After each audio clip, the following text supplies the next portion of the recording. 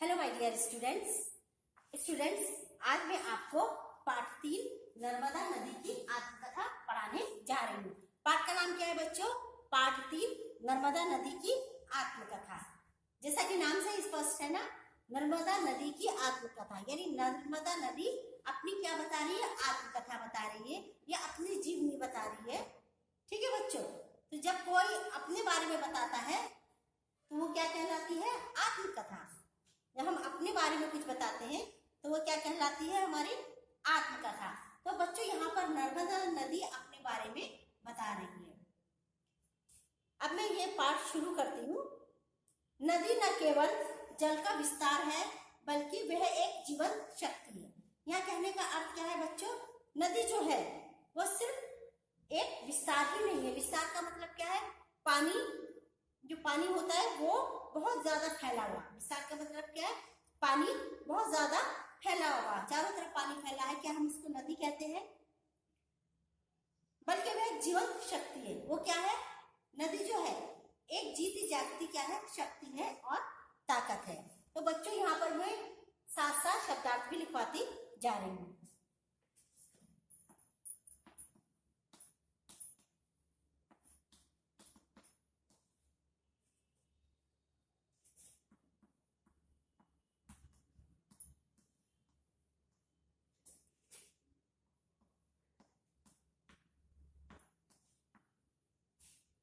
विस्तार का अर्थ क्या होता है बच्चों? फैलाव। जीवन जीती जाती है।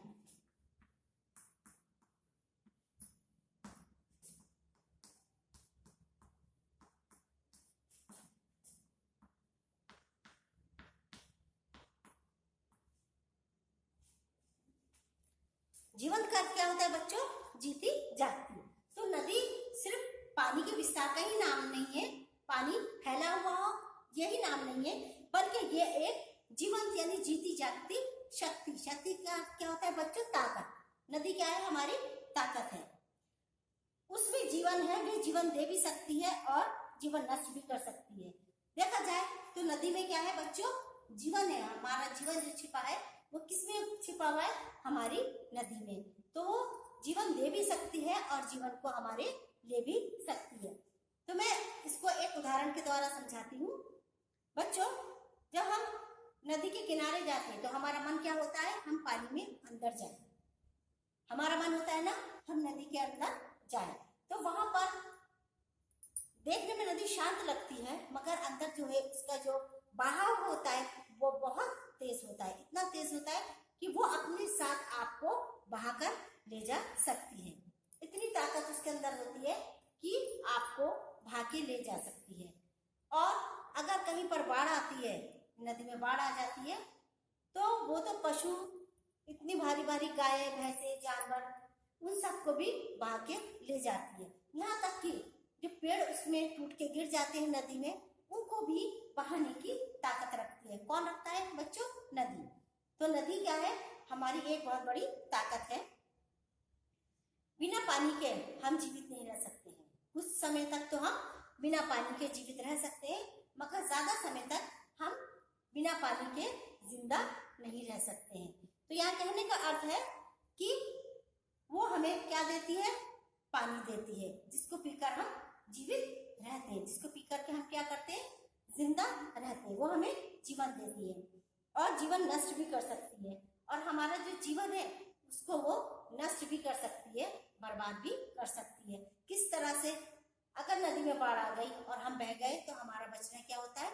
बहुत मुश्किल होता है, क्योंकि बहुत दूर तक वो हमें बहाकर ले जाती है और हम किसी चीज को भी पकड़ नहीं पाते हैं। पानी जो होता है बच्चों बहुत बहाव वाला होता है, बहुत ताकत वाला होता है, वो हमको दूर तक बहाकर ले जा सकता है।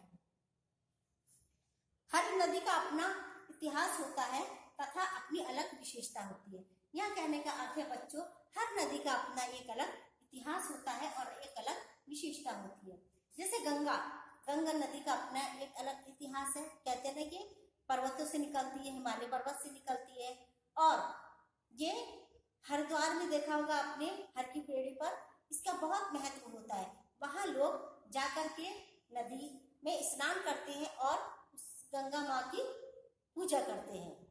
और अपने आप को पवित्र मानते हैं, यहाँ तक कि वहां से जल लेकर के आते हैं और उसमें उस जल को पीते हैं, और जब नहाते हैं तो उसमें भी डाल करके पानी से, गंगा के पानी से नहाते हैं। और ये समझा जाता है कि वो क्या होते हैं, इससे पवित्र होते हैं। क्या होते हैं बच्चों? पवित्र होते हैं।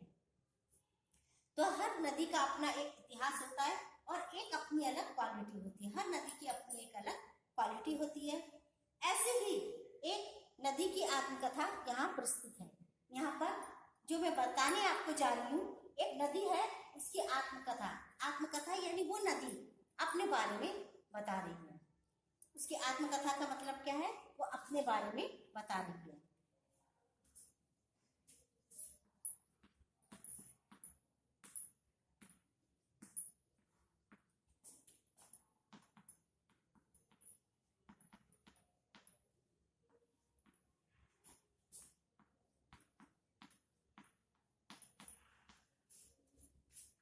आत्मकथा का क्या होता है बच्चों? स्वलिखित जीवनी, या हम अपनी जीवनी जो बताते हैं, अपने बारे में जो बताते हैं, उसको क्या बोलते हैं? स्वलिखित जीवनी। मैं नर्मदा नदी हूँ। मैं नर्मदा नदी हूँ। यहाँ पर नर्मदा नदी अपने बारे में बता रही है। मैं नर्मदा नदी हूँ। मुझे मध्य प्रदेश की जीवन रेखा कहा जाता है। मुझे क्या कहा जाता है? मध्य प्रदेश की जीवन रेखा कहा जाता है। और मैं पर्वतराज मेखल की पुत्री हूँ। मैं किसकी पुत्री हूँ? पर्वतराज मेखल की। यह बात कौन कह रहा है? नर्मदा नदी कह रही है, मैं पर्वतराज मेखल की पुत्री हूँ। मुझे रेवा के नाम से भी जाना जाता है। यहाँ नर्मदा नदी अपने बारे में बता रही है कि मुझे रेवा के नाम से भी जाना जाता है, और मुझे नर्मदा नदी के नाम से भी जाना जा सकता है।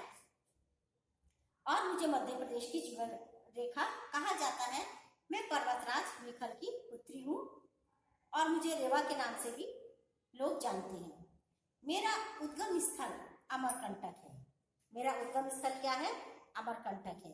उद्गम का अर्थ क्या होता है? उत्पत्ति।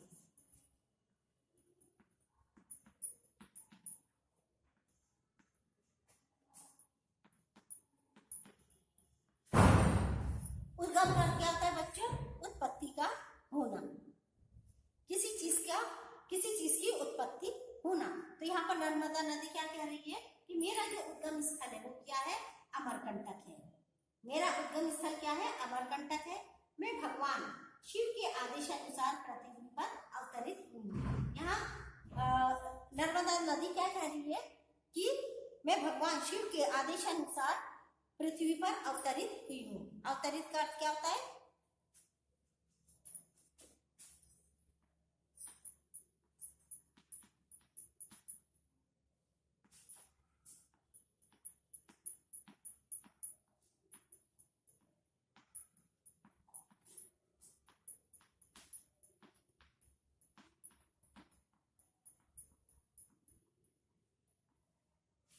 अवतरित का अर्थ क्या होता है बच्चों?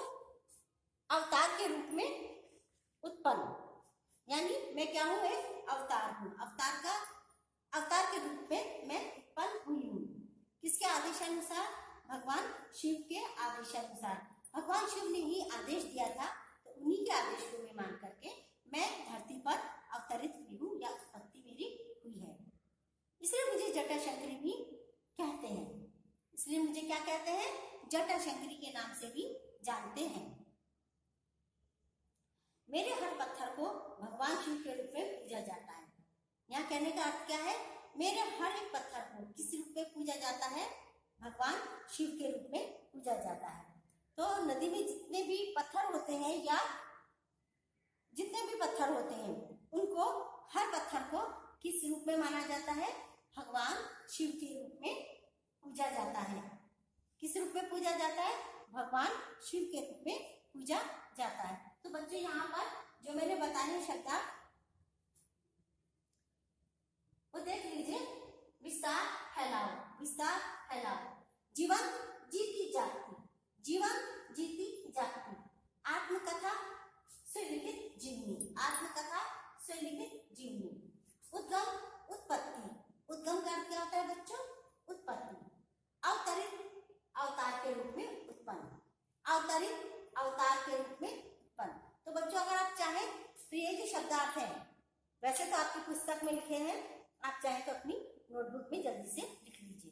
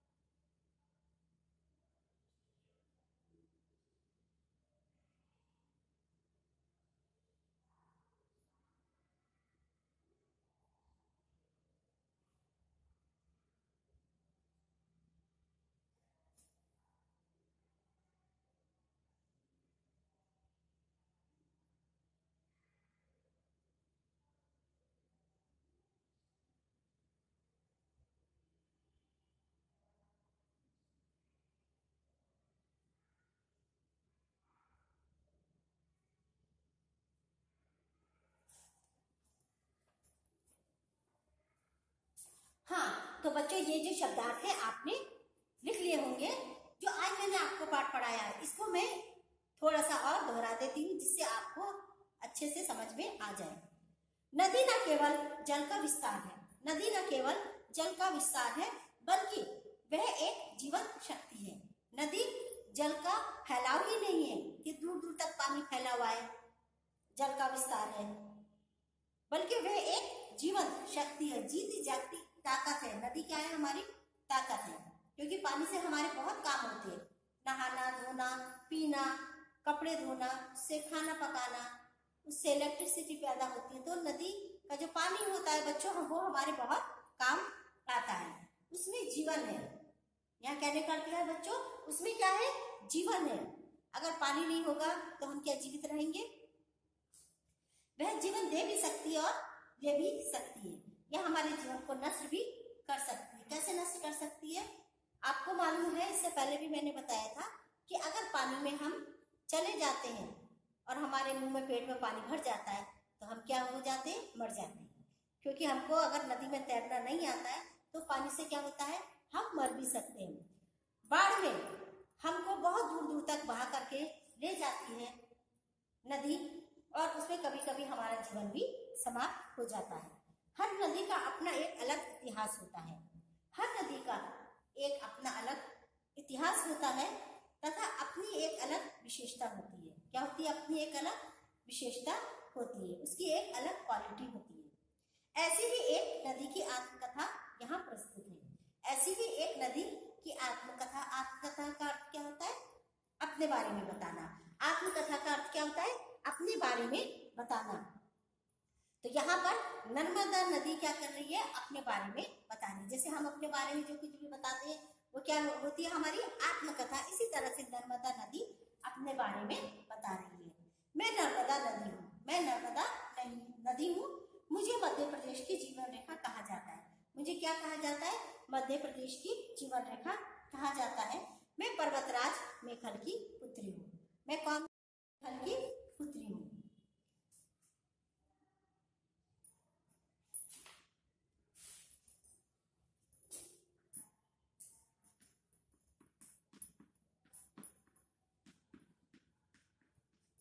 हाँ, पुत्री का अर्थ क्या होता है बच्चों? बेटी।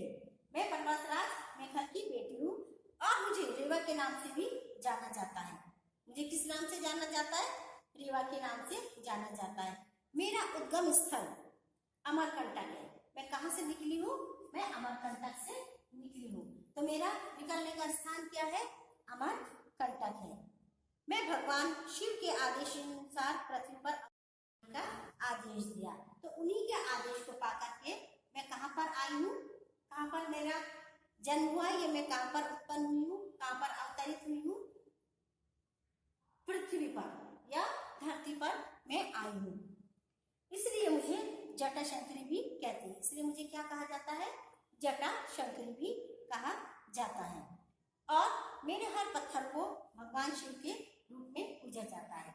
और मेरे जितने भी पत्थर हैं उसको किस रूप में पूजते हैं लोग? हिंदू धर्म के मानने वाले किस रूप में पूजते हैं? भगवान शिव के रूप में उसको पूजते हैं। तो अभी बच्चों मैंने आपको क्या बताया है? नर्मदा नदी की आत्मकथा और उसके शब्दार्थ। नर्मदा नदी की आत्मकथा के शब्दार्थ और उसका एक क्वेश्चन मैंने आपको समझाया है। तो बच्चों ये जो क्वेश्चन है ये आपको अच्छी तरह से समझ में आ गया होगा, ठीक है? और आपने शब्दार्थ भी लिख लिए होंगे। तो बच्चों आप इसको अच्छे से याद कीजिएगा और घर में इसकी अच्छी तरह से रीडिंग करिएगा। थैंक यू बच्चों।